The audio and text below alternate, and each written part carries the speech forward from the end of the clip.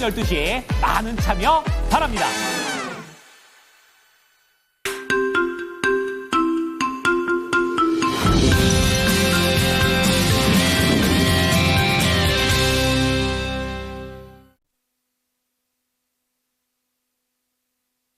자, 미국과 중국의 관세가 계속해서 불확실성으로 있는 가운데 미국 증시에서는 주요한 실적들을 기다리게 되면서 이날 혼조로 거래를 마쳤습니다.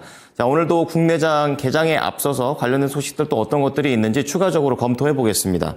첫 번째는 HBM과 관련해서 SK 하이닉스와 한미반도체 이런 동맹 자체가 약간 흔들리는 것 아니냐 그런 얘기들이 하고 있는데요. 여전히 문제 없다라는 쪽으로 양사 모두 대답을 해줬습니다.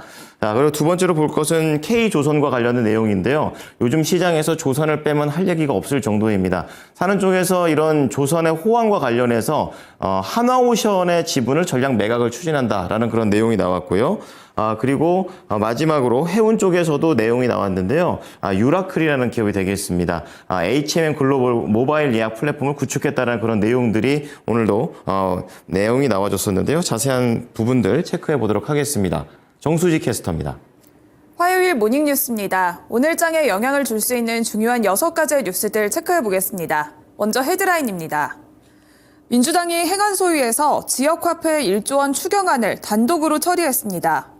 SK 하이닉스와 한미반도체가 완전 결별 수순에 들어갔다는 주장에 대해서 사실 무근이라고 밝혔습니다. SK텔레콤이 유심 무상교체에 돌입한 가운데 다음 달까지 유심 재고가 부족할 것이란 전망이 나왔습니다. 한국산업은행이 하나오션 지분을 25년 만에 매각합니다. 삼성전자와 대덕전자가 테슬라의 차세대 로보택시용 기판 공급을 준비합니다. 유라클이 HMM의 모바일 예약 플랫폼을 성공적으로 구축했습니다. 첫 번째 뉴스입니다. 국회 행안위는 28일 오후 전체 회의를 열고 정부 추경안 대비 1조 원 순중한 수정안을 더불어민주당 단독으로 의결했습니다. 정부안에는 지역화폐 발행 지원 예산이 포함되어 있지 않았지만 민주당이 소위 심사 과정에서 해당 예산을 반영해 단독으로 의결했습니다. 수정안에 행정안전부가 지역사랑 상품권의 구매 할인율을 현행 10%에서 20%로 상향하는 것을 검토하라는 부대 의견도 달았습니다. 국민의힘 의원들은 지역화폐 예산 증액에 반발하면서 퇴장했는데요. 행안위는 전체 회의를 열어서 지역화폐 예산이 반영된 추경안을 의결할 것으로 예상되면서 관련주들이 시간의 거래에서는 주목을 받았습니다. 흐름 살펴보도록 하겠습니다.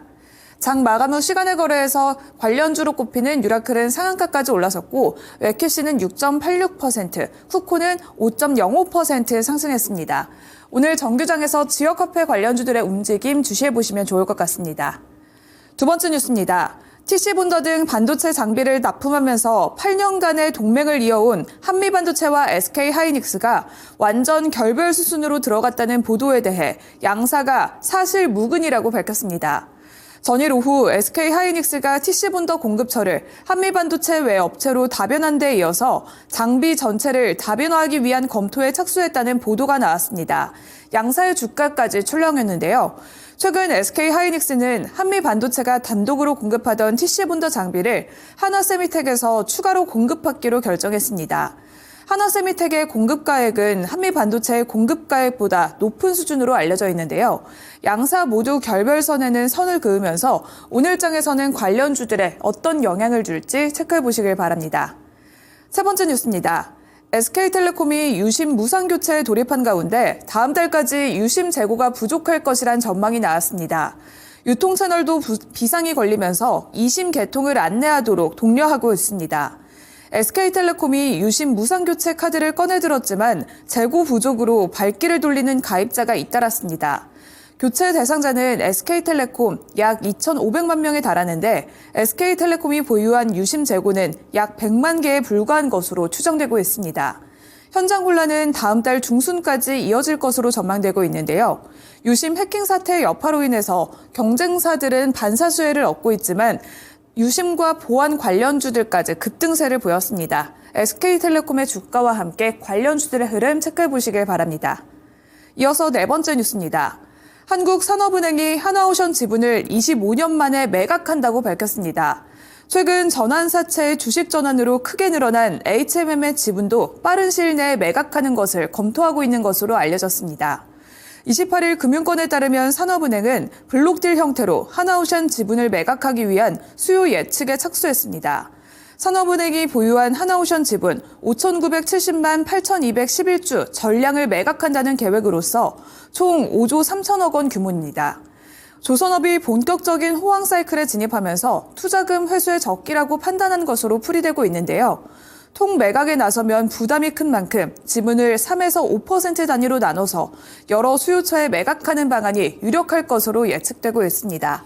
하나오션의 최근 주가 흐름 살펴보도록 하겠습니다.